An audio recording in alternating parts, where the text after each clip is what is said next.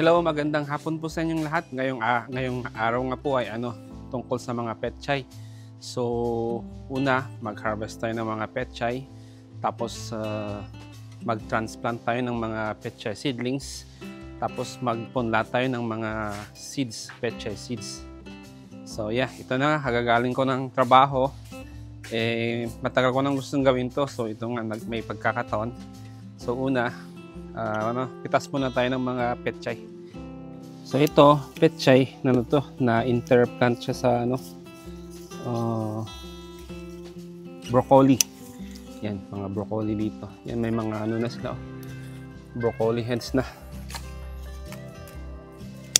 Ito yung mga matataba yung pweto. Tignan mo. Ito yung mga binibenta nila sa store. Gustong-gusto to ni Mrs. Yan.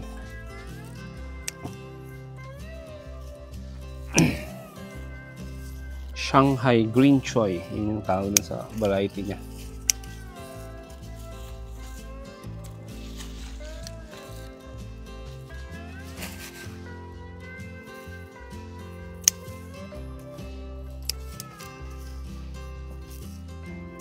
Magandang magtanim ngayon ng petchay kasi taglamig.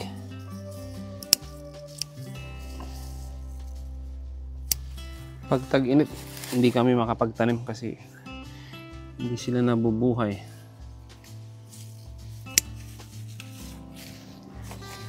So hanggat taglamig, tanim lang tayo ng tanim para dire-diretso yung ating harvest. Yan.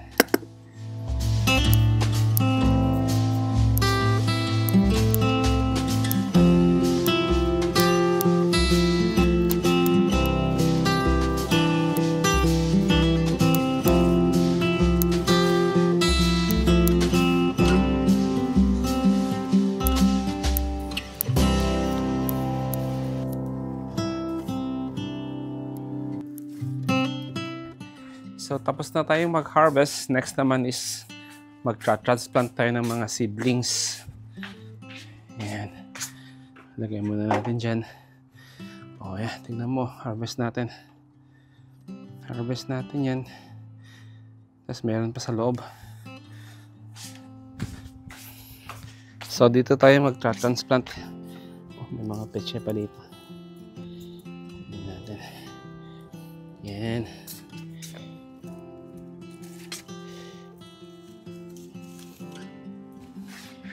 So dito sa tower. So lagyan muna natin to ng fertilizer. Yan.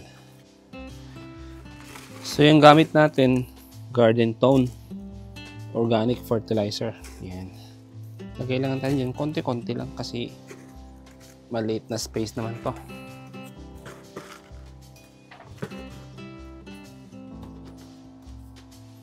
Tapos mix lang natin.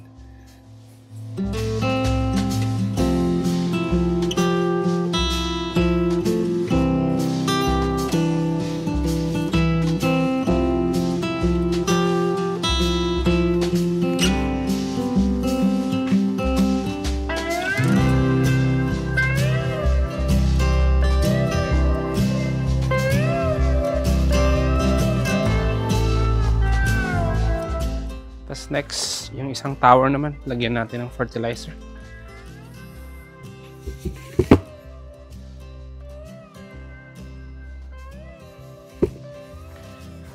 Yan. Sprinkle lang natin yan.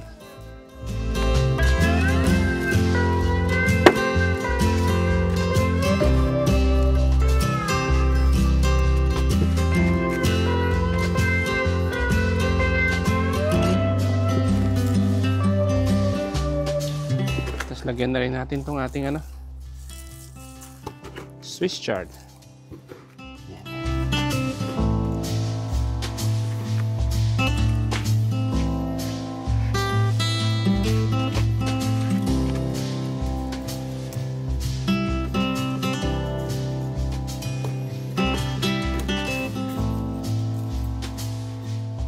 Para hindi siya ma-deplete sa nutrients.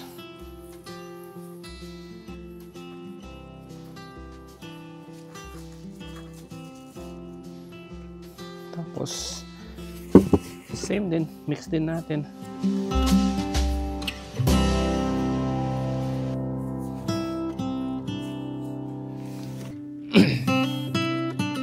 Yan. Lagyan ko ng ano, lagyan ko ata ng compost. Kuha akong compost. So ito, meron tayong fresh compost dito. Galing sa ating ano to, tumbler composter. Yan.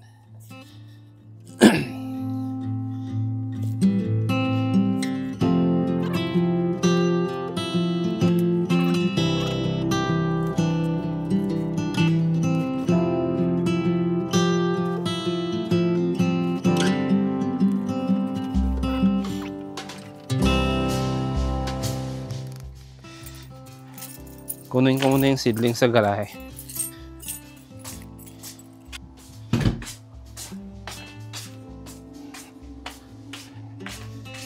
Yan. Yan siya, oh. Malalaki na sila. Ready na i-transplant yan. So, tara. Transplant muna tayo ng ano, petchay seedlings. Okay, tara.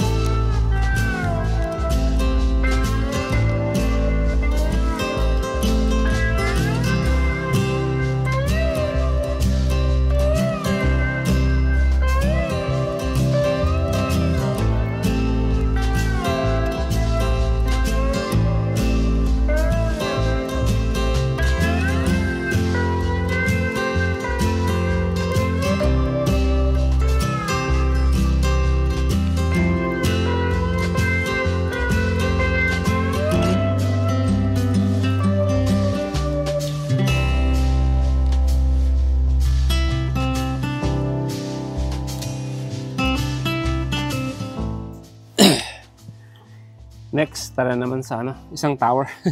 Tapos na tayo dito. Tapos mamaya, dilig tayo. Yan. Tara! Let's go!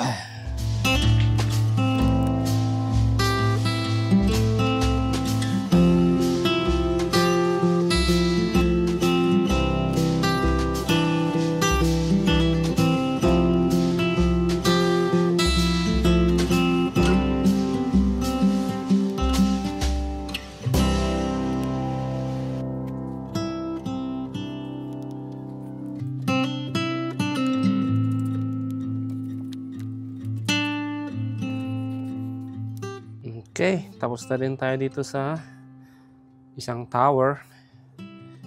Tapos ilipat na natin tong yung natitirang seedling doon sa ano, pinagpitasan natin ng ano, petchay kanina. Doon sa may broccoli area. Yan.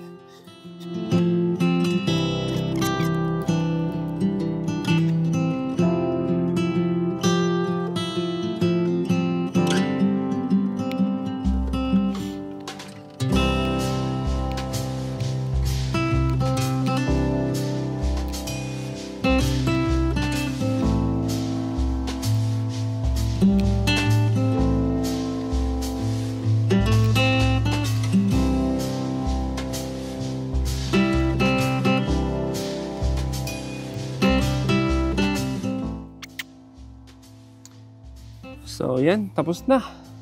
Tapos na tayong mag-transplant.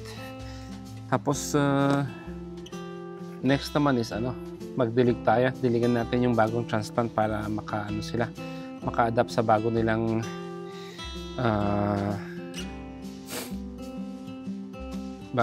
growing environment. Yan. So tara, dilig muna tayo. Tapos after nun is mag-sow na tayo ng mga seeds. Tara.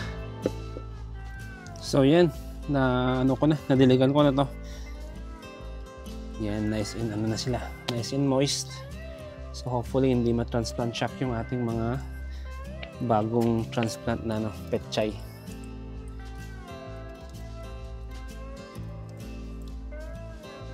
So yan, tapos na nga tayong mag-harvest ng petchay. Tapos na rin tayong mag-transplant ng petchay. Tapos ngayon naman is magpupunla tayo para sa ating pang succession planting natin. Yan.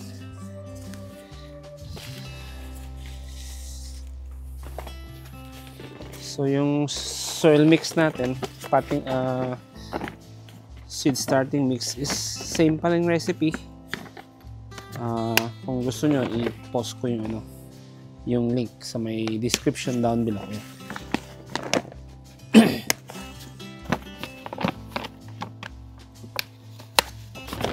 Yan. So ito siya. Ito yung mga nagawa na nating seed starting mix.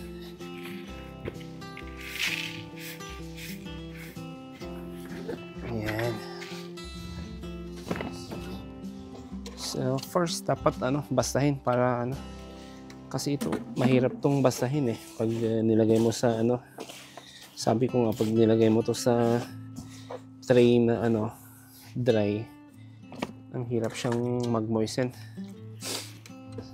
So basahin muna natin.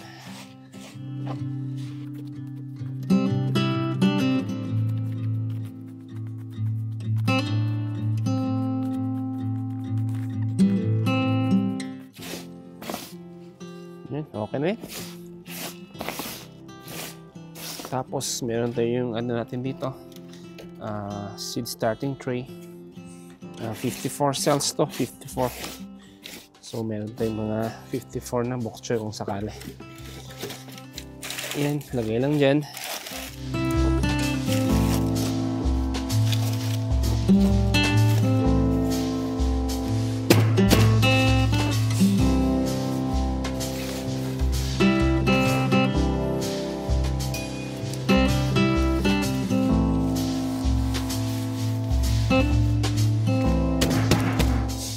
Yan, okay na yan.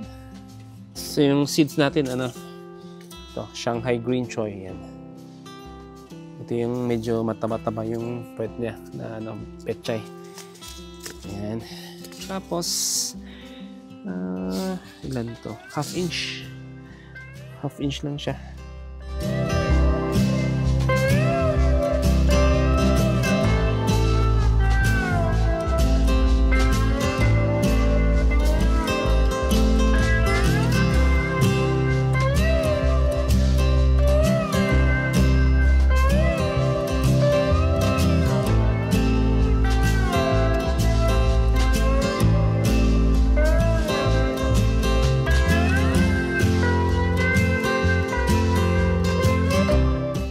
Tapos, syempre, diligan pa rin natin para alam mo na,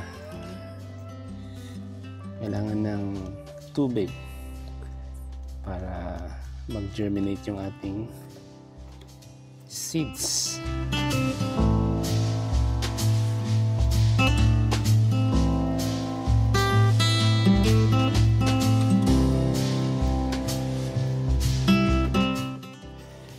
So, yan. Tapos na. Punta lang tayong garahe para ilagay ito sa ating grow light saka sa ating heating mat. So, tara. Kita tayo mamaya dun sa garahe. Yan. So, ito yung ating heating mat. Tapos, ito yung ating grow light. Lagay lang natin dyan. Tapos, just a matter of days, mag-i-sprout na yan.